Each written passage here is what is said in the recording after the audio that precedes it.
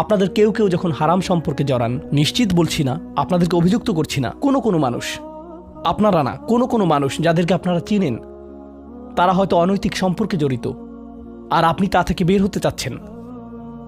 তো আপনি এই আলোচনা শুনে তাকে মেসেজ দিলেন, আমি আর এটা করতে পারবো না। সে উত্তর দিল, তুমি কি আমাকে ভালোবাসো না? তুমি এখন আমাকে ঘৃণা করো? তুমি কি মনে করো যে আমি তোমার জাহান্নামে যাবার কারণ? আমি কি এতটাই খারাপ?